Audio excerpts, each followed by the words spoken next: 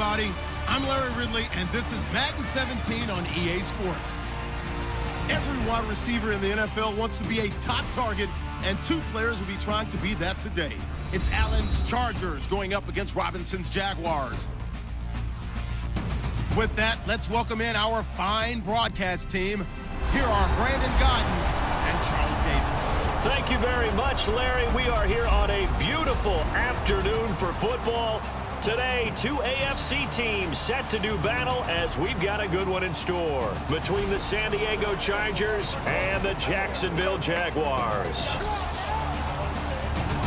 Hello, everybody. Alongside Charles Davis, I'm Brandon Gaudin. As we get set here, Charles, we talk about wide receivers. You know, Larry mentioned it in the open, but that's a big spot to look at here in this one. I think he identified it perfectly because these guys have such an impact on the game nowadays because they throw the ball more than ever. And whether they're throwing it short, medium, or long, can they snatch it out of the air and create even extra yardage with run after catch?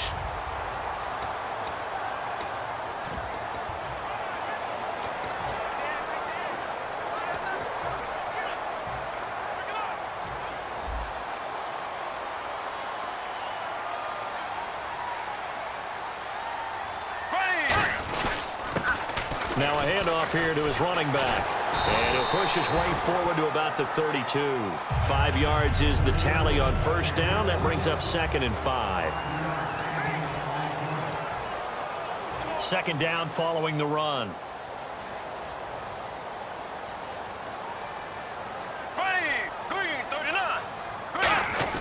On second down, here's Bortles. Over the middle, the connection to Hearns.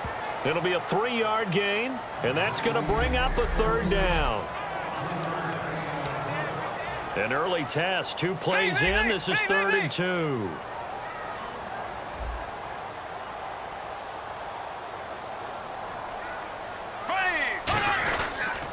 And he'll give it here to his running back. And he's got a first down as he's up to the 48. They pick up 12 on the play there, and they move the chains. A good explosive run there sets them up with a new set of downs, and every team wants to start their game with a really nice drive. 3 and out. No one wants to see that, and they were able to avoid it after that run. And this one complete to Julius Thomas. The Jags a first down.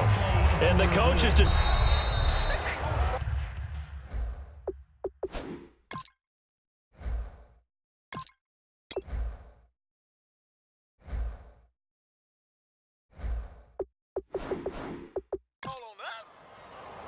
After review of the play, the ruling on the field stands. Well, he challenged the play. It did not pay off. And that means he lost a timeout in that challenge. And as a coach, you hate that. Don't know if you took the advice of the player, you threw it yourself, but it didn't go your way. At the end of the day, it all comes back to the head coach. He has the final determination on whether to actually challenge the play or not. In this case, it didn't pay off for him. And that's got to be so heartbreaking. You throw that flag, you probably feel really confident, and then all of a sudden, boom, you lose the challenge. Yeah, when you take a look at it, you're throwing that flag because...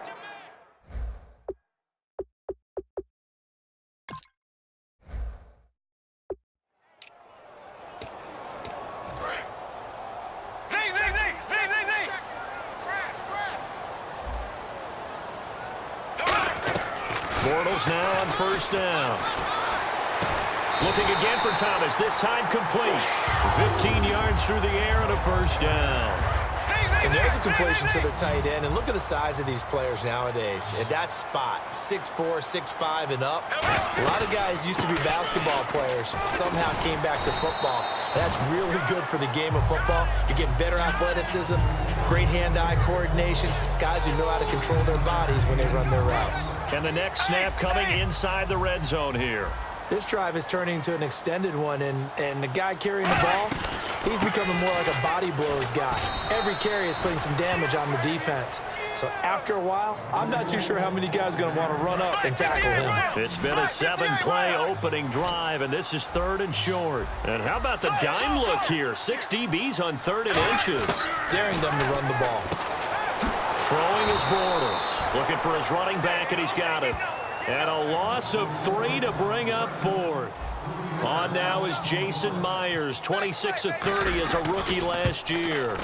It'll be from the right hash, and it'll be a 36-yarder. So the opening drive for him here on their home turf results in a field goal. Now that's the way you want to get things started. Your stadium, your crowd, you've got the ball, put points on the board first, and let everyone start to celebrate.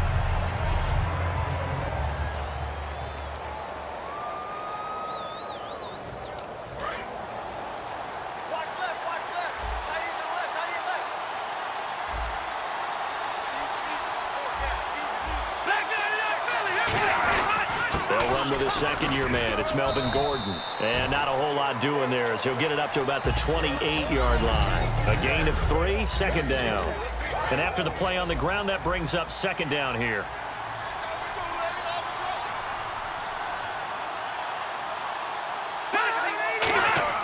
Rivers. And Jones has it over the middle. And he's able to take this one up to the 35-yard line. 7 yards on the play. And they'll be faced with a 3rd and inches.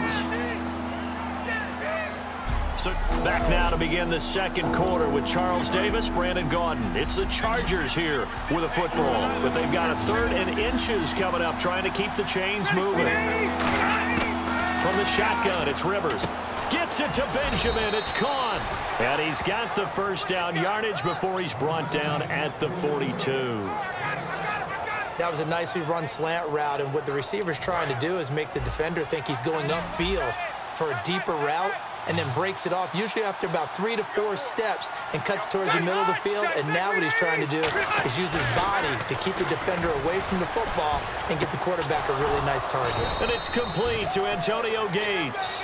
15 yards through the air and a first down. And for Gates, of course, 36 now, 36 years old, but 104 career touchdowns. But at age 36, how do they handle him this year? I think that you rest him as much as possible in the preseason. He didn't even dress for the preseason opener. He and Philip Rivers know each other so well. Just roll him out in game 1 and turn him loose then. Partner, I was fortunate enough to see Melvin Gordon throughout his college career. And what I liked the most about him, he always added something to his game. He went from being what I call a gimmick runner, a lot of jet sweeps and things of that nature, to being a full-time, 3-down back who can make big plays at any time. Big plays indeed from Kenosha, Wisconsin. High school teammate of? Say it. Trey Waynes. How about that? Pretty good right there. Yeah, now, good 2 combo. of those guys end up in the NFL. They run again with Woodhead. And he is going to lose yardage here. 2 minutes to go here in the first half. Back with more from Jacksonville. Don't go anywhere. We'll be back after this. An extra defensive back on the field here for 3rd and goal. From the gun, Rivers. Surveying the field. And probably the wise decision there. No one open. He just throws it away. And that keeps the field goal on the table as it's 4th down.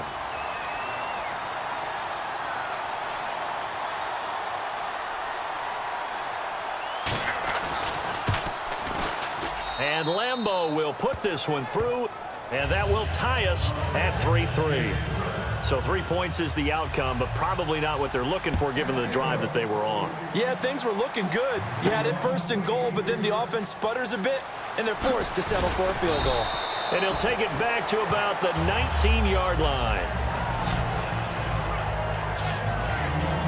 Out comes the Jaguar offense now as they get set to take over. And last time able to get 3.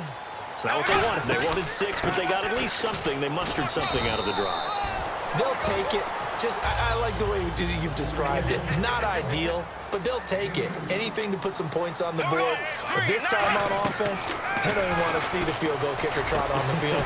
They want that ball in the end zone. Yeah, they'll be going for 6. Give them 11 yards that time and a new set of downs. And they're going to hurry back to the line now. They go play action here on 1st down. Looking left side and completing it to Thomas. And they get him down, but not before he takes it across the 40-yard line. 12 yards on the pickup, and the Jags are going to have a 1st down. Bortles now on 1st down. Caught out left side by Robinson. Touchdown, Jaguars. Allen Robinson, 57 yards. And the Jags are able to cash in for 6. And that touchdown gives them a touchdown lead before they attempt the extra point. What a great way to end the half. And a great job to put themselves in front. And now, see on the sideline, special teams defense scrambling, saying we want to preserve this for the final moments of this second quarter.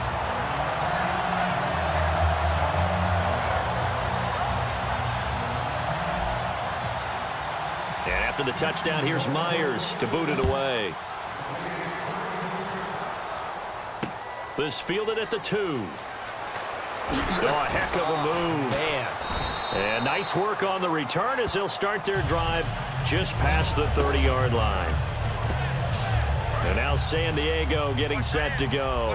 And last time they got 3 points, but it was a chip shot field goal. And when you go to the sideline after a chip shot field goal, maybe the offense not too happy. It's a balancing act, isn't it? Because you're exactly right. They're none too pleased that they didn't punch it in for 6 points. Now hold everything here. We're going to get a timeout by the offense. It's just their first, so they'll have 2 remaining here before we get to halftime.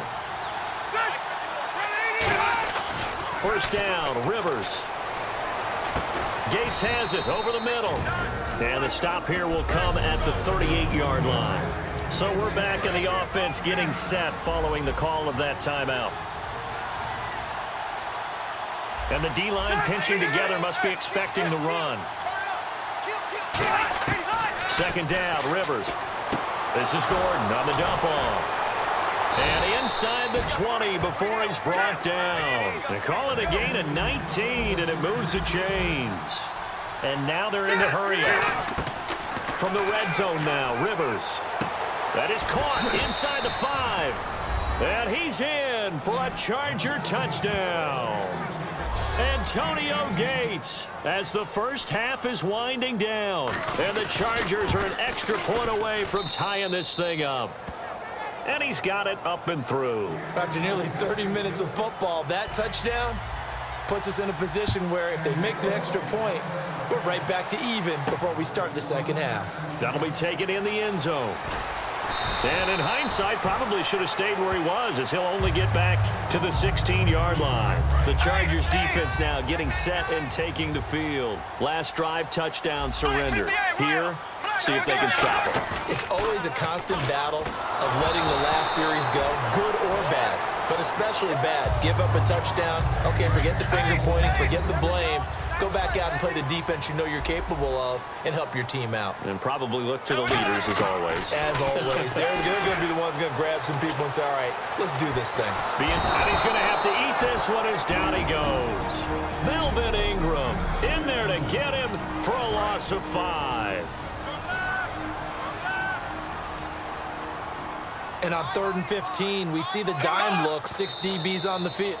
And play is stopped here. Timeout. It's the defense calling the timeout here.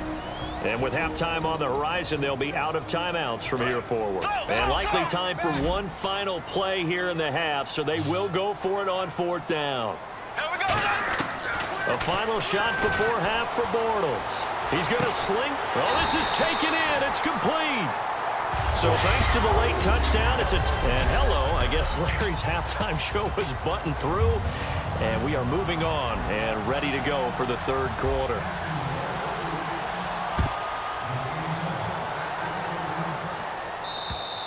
And they will not get a chance to return this one as it's through the end zone for a touchback.